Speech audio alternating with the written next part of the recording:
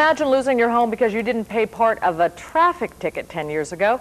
Well, that's what nearly happened to a man from New Jersey. News 12 New Jersey's Jennifer Higgins brings us more on the story. Jennifer? Paige, the Department of Motor Vehicles says you owe them for a ticket you know you paid 10 years ago. You better have the canceled check to prove it. Otherwise, it's going to cost you. Every morning, Paul Owens rides his bike to work. He can't drive because of poor vision. That explains the ticket he was issued in 1984 for driving a moped. So he wrote me out a ticket for a non-licensed driver. I went to the Chester Municipal Court a couple of weeks later and just, paid the fine, and that was it. And I was like, that's over with. But it wasn't over with.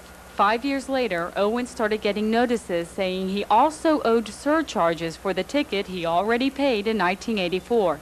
And I says, wait a minute, no way. Just no way. This is ridiculous. He called the Department of Motor Vehicles for some answers. A spokesperson told him not to worry about it unless he wanted a driver's license.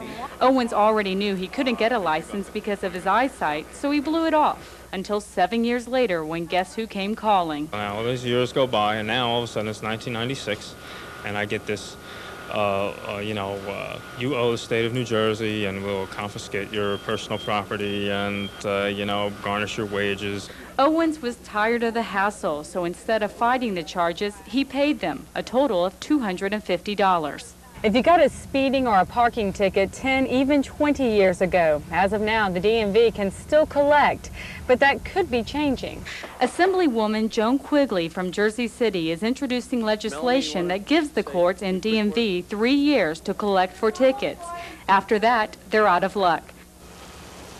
Owen says maybe now the ride won't be so bumpy for drivers trying to prove they paid a 10-year-old ticket.